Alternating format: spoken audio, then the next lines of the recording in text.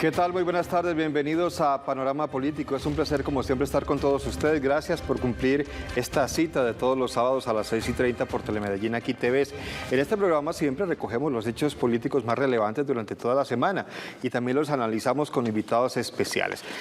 Hoy vamos a hacer énfasis en un tema, aunque vamos a hablar de otras noticias que también fueron importantes durante esta semana que termina, pero les decía que vamos a enfocarnos en un tema.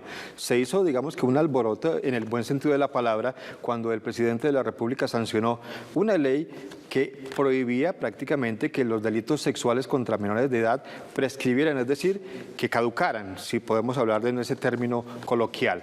Pues hubo revuelo, digo yo, y digamos que entre los promotores de esta ley fue bien recibida la noticia de la sanción de esta ley. Luego, ese tema de la ley tuvo un giro inesperado del que vamos a hablar esta tarde aquí con el invitado que vamos a presentarles un poco más adelante. Pero comenzamos hablando de lo que decía la representante de la Cámara, Catherine Miranda, que fue una de las gestoras de esta idea, de esta ley, de buscar que no prescriban los delitos sexuales contra menores de edad, lo que ella pensaba en su momento, en el momento que se sancionó la ley, de la importancia precisamente de que estos delitos no prescriban. Esta ley de la República busca que no haya fecha de vencimiento, que en cualquier momento la víctima pueda acceder a la justicia. Acceder a la justicia, eso era lo que se buscaba, que si los delitos prescriben, pues entonces hasta ahí llega todo, no hay investigación ni mucho menos pensar en una condena. Con esto, pues los delitos pueden ser investigados en cualquier época, no caducan y digamos que lo que decía la congresista Catherine Miranda es que puede haber acceso a la justicia con esta ley. Nuestro invitado en esta oportunidad es José Abad Zuleta, él es abogado penalista, le agradecemos José Abad por habernos acompañado en esta oportunidad, bienvenido. Germán, muchas gracias por la invitación. Buenas tardes a usted y a todos los televidentes. Lo que decía José, la congresista Catherine Miranda, es que después de que cumplían los menores que habían sido víctimas de delitos sexuales, después de que cumplían los 18 años, pues corrieron como unos términos, se hablaba de 20 años inicialmente, y a partir de eso ya no se podía hacer nada. Vencían los términos, caducaba esto, prescribían y no se podía hacer nada. Además porque también hacía énfasis ella en que los menores normalmente no denuncian, es muy complicado saber si fueron o no víctimas de un abuso sexual, de un delito sexual, esperan a tener la mayoría de edad, más madurez para lograr presentar esa denuncia. Muy importante que esto pase, es decir, que no se venzan los términos. Germán, lo primero que tenemos que hacer es diferenciar qué significa prescripción y qué significan términos. Ajá. La prescripción está orientada exclusivamente a quitarle al Estado el poder de persecución de un delito y de un autor por el transcurso del tiempo. Y los términos son dentro del proceso. Cuando ya se ha iniciado. Cuando ya se ha iniciado. ¿Qué es lo que hace la ley 2081? Establecer que frente a estos delitos sexuales con menores, el transcurso del tiempo no impida que en cualquier momento el Estado pueda realizar la investigación, capturar a los presuntos autores, procesarlos y eventualmente condenarlos. Porque hoy hay un término de prescripción que está en 20 años, hay unos delitos, otros delitos que están en 30. Los delitos de competencia de la Corte son imprescriptibles también, y eso es muy importante tenerlo en cuenta. Entonces, cuando se dice que estos delitos son imprescriptibles, lo que se está diciendo por parte del Estado y del legislador es que pueden ser investigados en cualquier momento a partir de la comisión del hecho. Esto que resaltaba la congresista Catherine Miranda, de que normalmente las personas que han sido víctimas de estos delitos, pues no lo hacen cuando son menores de edad, sino que lo hacen inclusive mucho tiempo después de haber cumplido la mayoría de edad, cuando ya se atreven, cuando ya se sienten con más tranquilidad de hacerlo, porque de pronto no hay ese temor, amenazas de pronto, porque son familiares, conocidos de la familia. Es importante esto, que aparezca esta ley para que eso precisamente les permita denunciar en cualquier momento. Eso tiene muchísimos bemoles. Lo ideal es que el Estado sea efectivo y pueda investigar en forma precisa y acelerada todas las conductas delictivas y llevar a los autores o presuntos autores a un juzgamiento, sea porque se declaren inocentes o responsables. Ese es el ideal. pero es imposible que aquí se dé esa situación por muchísimas razones.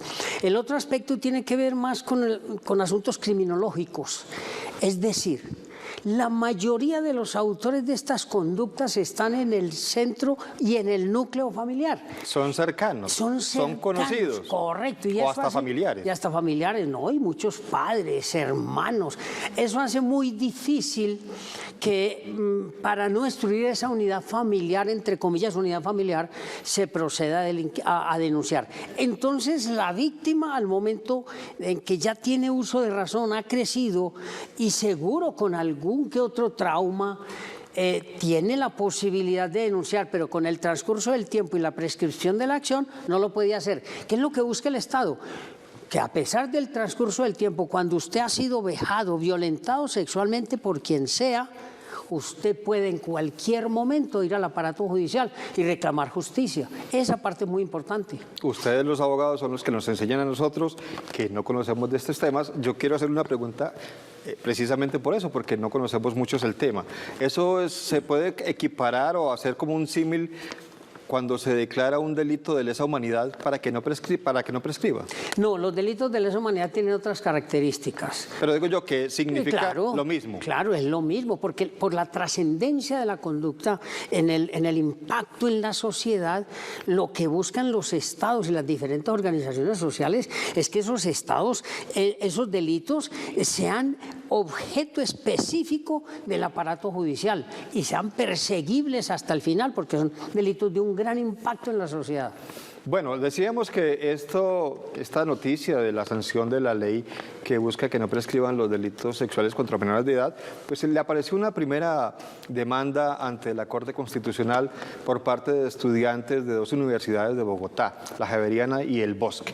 Argumentos que ellos plantearon lo veremos en la siguiente nota. Ante la Corte Constitucional fue presentada la primera demanda contra la ley que impide la prescripción de delitos contra menores de edad.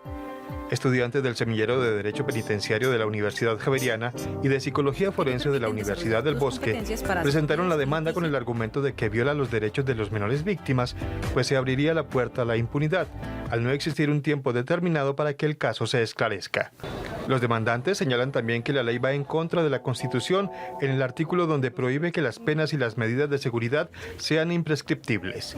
En el escrito, los demandantes citan textualmente una sentencia de la Corte Constitucional que dice: ni el sindicato tiene el deber constitucional de esperar indefinidamente que el Estado culmine la investigación o profiera una sentencia definitiva, ni la sociedad y la víctima pueden esperar por siempre el señalamiento de los autores. La ley había sido sancionada recientemente por el presidente de la República y busca que los delitos sexuales contra los menores puedan investigarse en cualquier momento sin que venzan los términos. Investigarse en cualquier momento sin que venza no los términos, sino el término que tienen para la investigación. Ya usted nos aclaró la diferencia entre una y otra, por eso es que tenemos invitados que saben del tema todos los sábados aquí en Panorama Político. Sí, señor, aquí aprendemos todos. Bueno, los jóvenes estudiantes de estas universidades dicen, esta ley lo que está generando es impunidad, porque como se puede investigar en cualquier momento, entonces las autoridades, la fiscalía que le correspondería a esto, pues no tendría mucho afán de comenzar una investigación. Y también citan una sentencia de la Corte donde dice que no se puede esperar toda la vida que se investigue un caso de estos. ¿Tienen razón los muchachos al presentar, digamos, que estos inconvenientes en la ley? Mire, en un Estado social, popular y democrático de derecho como el nuestro, una de las virtudes maravillosas es que los ciudadanos podemos demandar cualquier ley. Un acto legislativo, una ley estatutaria, una ley ordinaria como en este caso. Obvio, porque puede darse la insatisfacción bajo cualquier circunstancia. Entonces, una cosa es demandar y otra cosa es que la demanda pueda llegar a tener éxito. Las argumentaciones son muy importantes, de eso no hay duda. Lo que pasa es que hay un espectro sociológico y filosófico muy amplio en la elaboración de esta ley. Es cierto, un ciudadano no puede estar bajo el temor de una investigación indefinidamente, pero la víctima también tiene derecho a esperar en cualquier momento que se le haga justicia. Esa necesidad de sopesar esos dos derechos es lo que hace parte del proceso formativo de la ley y le entrega al Estado y a los jueces y al órgano investigador la posibilidad de ser ágiles y dinámicos. Claro, se corre el riesgo de que el Estado no investigue, de que la Fiscalía diga, bueno, como tenemos un tiempo indefinido para esto, pues no nos movemos. Pero ya eso es parte de otras dinámicas en la Administración de Justicia y en la organización del Estado. Bueno, yo quiero que usted nos ayude a entender un poquito más esto de la demanda, que sigamos ahondando en este asunto un poco más en el programa. Le voy a pedir que continuemos más adelante porque vamos a hacer una pequeña pausa y ya regresamos aquí en Panorama Político.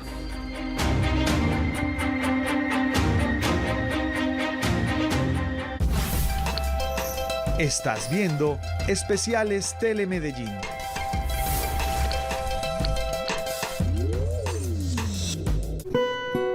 Procesos organizativos incluyentes. Comunicaciones plurales e iniciativas que potencian la movilidad son acciones estratégicas que contribuyen a la transformación de Medellín y que podrás conocer el próximo miércoles a las 5:30 de la tarde por Telemedellín, Aquí Te Ves.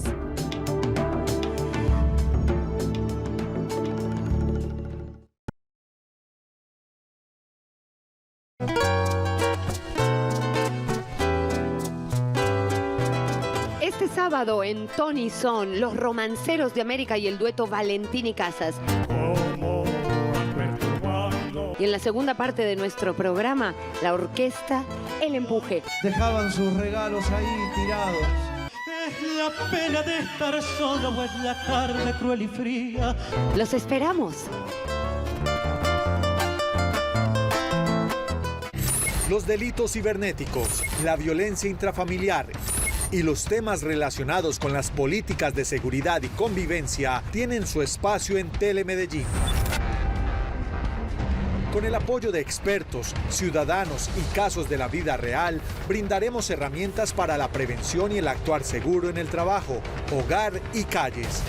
Con seguridad. Todos los jueves a las 6:30 de la tarde por Telemedellín. Aquí Te Ves.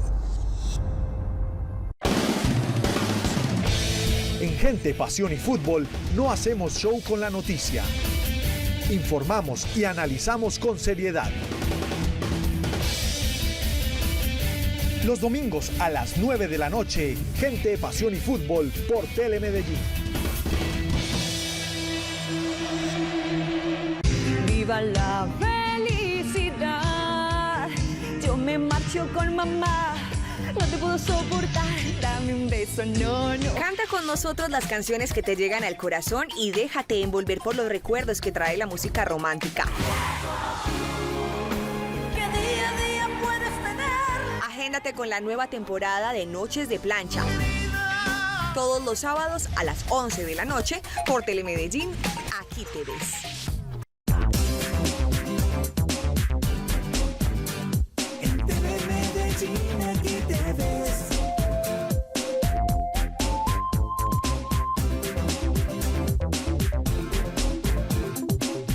Víctor Manuel Gaviria González, el director que con sus películas ha construido una gran historia dentro del pequeño mundo del cine nacional. Víctor, sácame una duda primero, ¿Liborina o Medellín? Y también es paisa.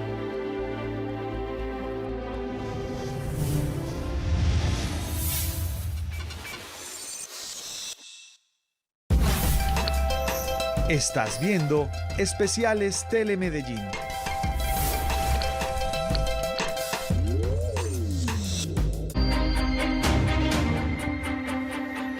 Muchísimas gracias por continuar con Panorama Político. Nos acompaña en esta oportunidad el abogado experto, especialista en Derecho Penal, José Abad Zuleta Cano.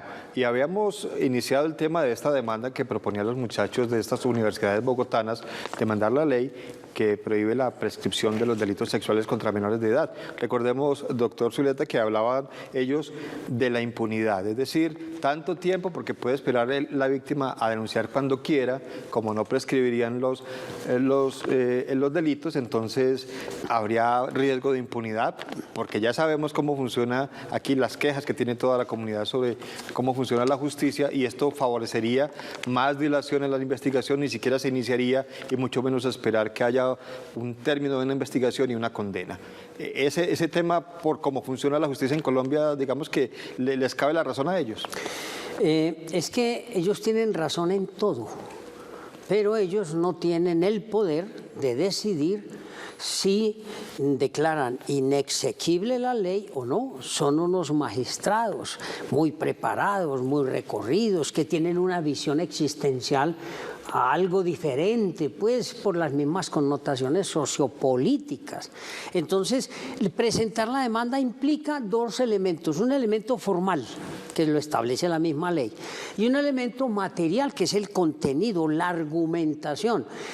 Habría que esperar primero a que la Corte determine si admite o no admite la demanda, primer paso. Luego, si se cumplen los requisitos formales y materiales o no. Y luego ellos entran a estudiar el contenido y van a determinar si efectivamente les asiste razón a ellos o no. Visto en perspectiva del común, claro que les asiste razón. Pero es que en la Corte Constitucional y en las Cortes no solo se trabaja en perspectiva del común, hay otra serie de consideraciones de muchísima trascendencia, que es lo que hace muy importante ese tipo de tribunales. Bueno, otro de los asuntos que tocamos en la primera parte del programa tenía que ver con lo que decía la Corte Constitucional en otra sentencia, donde ni la sociedad, ni la víctima, ni el Estado pues, puede esperar eternamente a que se inicie una investigación, y mucho menos a que esa investigación produzca resultados y termine en lo que se espera cuando se comete un delito, que haya una condena. Pero usted nos decía algo, es que también hay que pensar en la víctima. La víctima decide si quiere que se conozca su caso ya o prefiere esperar a estar preparada para presentar una denuncia. Claro, y aquí no tenemos la información en torno al trabajo de campo que debieron haber hecho los congresistas al momento de presentar el proyecto de ley, a efectos de ilustrar al Congreso sobre qué piensan las víctimas, porque ese trabajo de campo es muy importante. Aquí se hace poco, pero es muy importante. No tenemos información sobre eso, porque una cosa es que usted asuma la representación de víctimas reales y víctimas imaginarias y pretenda que hacia el futuro usted las va a proteger. Ese es un aspecto. El otro aspecto tiene que ver con el hecho de que el Estado nunca va a investigar a los presuntos autores. Son dos situaciones en conflicto que ahí viene la sabiduría de los jueces para resolver esa tensión. Pues también surge otra inquietud, doctor José Abad, es, pues si se espera tanto tiempo, son muchos años que podría iniciarse una investigación sobre este tema de delitos de personas cuando eran menores de edad. Pasa la mayoría de edad y decide denunciar, como hemos visto con los casos de la Iglesia Católica, donde gente que después de muchos años es que da a conocer que fueron víctimas de esos abusos sexuales. Pero también podría pensar uno que en determinado momento ya ni siquiera el agresor esté vivo, ni siquiera exista, ya no esté o no haya posibilidad de ubicarlo ahí. ¿Qué pasaría? Lo que sucede es que también se busca el reconocimiento de la sociedad y el rechazo de la sociedad. No es únicamente que priven de la libertad a un ciudadano y lo encarcelen, no. La sociedad tiene que estar atenta a ese tipo de situaciones y claro, hay que decirle a ese ciudadano, por más muerto que esté, que cometió un delito. Ya no puede hacerse más nada, pero el hecho es persuadir al resto de la sociedad para que no realice ese tipo de conductas. Eso tiene unas connotaciones sociales y criminológicas bien complicadas. La sanción social que llamamos. Sí, claro, es la sanción social.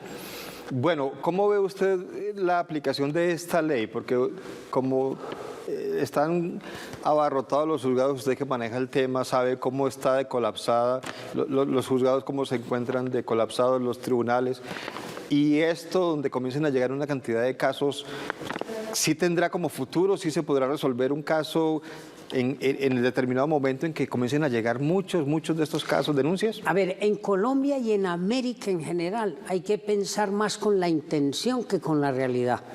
¿Por qué? Digo América en general porque todos los países de América están atiborrados. La implementación del sistema acusatorio ha generado unos colapsos muy particulares. Pero además los estados no han dado los recursos suficientes a la rama judicial para implementar técnicamente y con un nivel de aceleración fuerte el trámite de los procesos. Pero además en esas denuncias que usted menciona, muchas pueden ser sofísticas, es decir, mentirosas, con el ánimo vengativo. Recordemos que hoy tenemos muchas denuncias de padres y madres que por las reyertas entre ellos ubican como núcleo de su conflicto a los niños y vienen y van las denuncias. No hay un caso de un señor Pardo muy importante después de 9 años que la señora lo denunció por abusar de su hija y vinieron a absolverlo ahora. Entonces el tema no es tan sencillo. Si eso fuera automático y rápido sería muy fácil, pero no es tan sencillo. Además hay una tendencia de los funcionarios judiciales de fastidio por ese tipo de delitos, por lo que connota entre el núcleo familiar. Muy bien, usted decía que esta es una ley ordinaria y usted también nos contaba hace unos momentos que esas leyes se pueden demandar como en efecto lo hicieron estos muchachos y actos legislativos. Pues aprovechemos que estamos en un programa donde también hacemos pedagogía para recordar un poco, abogado, qué es esto de una ley ordinaria. Lo invitamos a que vea la nota. Y con muchos senadores. Una ley ordinaria es una ley que tiene un trámite sencillo en el Congreso de la República. La ley es el instrumento especial por el cual el Estado ejerce su soberanía.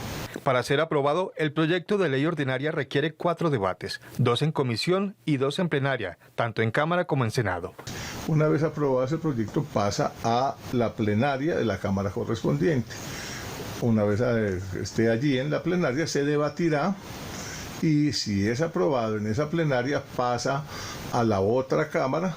En el caso que nos ocupa, el proyecto se convierte en ley una vez sea sancionado por el presidente de la República. El acto de firmar la ley se llama sanción por parte del presidente y él puede objetarlo por inconveniencia, por inconstitucionalidad. Si el presidente llegara a objetar el proyecto, este se devolverá al Congreso para su trámite nuevamente.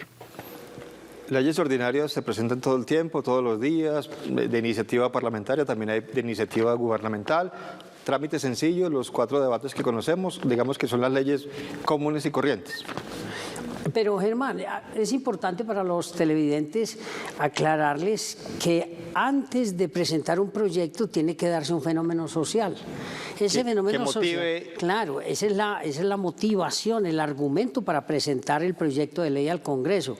Allí se presenta en la Comisión Especial Legislativa, se debate en primer debate, valga la redundancia, luego pasa a la plenaria de la respectiva Cámara, por eso son 4 debates en la ley ordinaria. En las 2 cámaras. En las 2 plenarias de Cámara y Senado. Luego va a sanción del presidente. Una cosa es el proyecto de ley y otra cosa es la ley. La ley es ley cuando es sancionada por el presidente. Cuando es sancionada y promulgada en el Diario Oficial. Publicada. Promulgada. Pues que digamos que lo que se publica el proyecto en la Gaceta del Congreso. El término es promulgar. Promulgar la ley en el Diario Oficial. Aparentemente, en el lenguaje coloquial eso no tiene trascendencia. Resulta que frente a las demandas sí tiene trascendencia. Es un requisito que debe cumplir. Fundamental, y eso hay que tenerlo muy claro. Los actos legislativos son los mismos, el mismo recorrido, pero doble. No son 4 debates, sino 8, porque el acto legislativo tiene que ver con la reforma de la Constitución y por eso requiere 8 debates. Es más trascendente el acto legislativo, de eso no hay duda. Y eso implica mayor necesidad de que los legisladores se concentren, se apliquen, se concentren en el tema del acto legislativo por la trascendencia. Una cosa es la ley y otra cosa es el acto legislativo. El acto legislativo es un acto constitucional. La ley es la ordinaria, la de aplicación cotidiana. Bueno, volvamos con el tema que nos ocupaba en esta oportunidad. Esta ley de la que estamos hablando, a propósito de leyes ordinarias, que cumplió ese trámite normal de los 4 debates, sancionada por el presidente de la República y ahora demandada por unos estudiantes de Derecho de 2 universidades de Bogotá. Pero hablemos de la Fiscalía, porque preocupa, y entonces la Fiscalía operará, investigará ¿será que habrá tiempo para recabar, digamos que los, no sé, usted le llaman acervo probatorio, todas las pruebas, todo el material? Sí. Exactamente, para poder llegar a algo. Yo soy muy optimista, soy amigo del sistema acusatorio, creo en la administración de justicia, pero la realidad me golpea cada día. ¿Por qué? Porque por muchas circunstancias la operatividad judicial o no existe o es excesivamente lenta. Ojo, independiente de que la mayoría de fiscales son profesionales del derecho, acuciosos, les gusta su trabajo, los jueces ni se diga, pero son muchísimas circunstancias las que impiden en un momento dado que un proceso marche, se mueva con el ritmo que uno quisiera. Intervienen los investigadores judiciales, todos tienen muchísimo trabajo, no hay investigadores suficientes, no hay asistentes suficientes, un fiscal tiene 300, 400 carpetas, un juez tiene 300, 400 carpetas, los magistrados del tribunal igual. Eso se ha estudiado muchísimo y los diagnósticos son abrumadores. Pero sobre tratamiento las alternativas nada. de solución. Pero soluciones no hay. Ninguna. Bueno, se nos acaba el tiempo. Agradecemos muchísimo la presencia en esta oportunidad del doctor José Abad Zuleta Cano, abogado especialista en Derecho Penal, por habernos ayudado a entender un poquito más de qué trata esto. Ahora esperar que se haga la investigación correspondiente, se miren todas las pruebas, todo lo que debe tener esta demanda de esta ley, a ver si en efecto tiene o no razón esta gente con lo que está proponiendo o si la ley continúa normal y se sigue aplicando. Muchísimas gracias por acompañarnos en esta oportunidad. Germán, muchísimas gracias. Felicitaciones por un programa de esta naturaleza que la idea es generar cultura jurídica en forma sencilla. Muchas gracias por la invitación. Y muchísimas gracias también a todos nuestros televidentes por acompañarnos como siempre todos los sábados a las 6:30 por Telemedellín Aquí TV. Los invitamos a continuar con la programación de nuestro canal.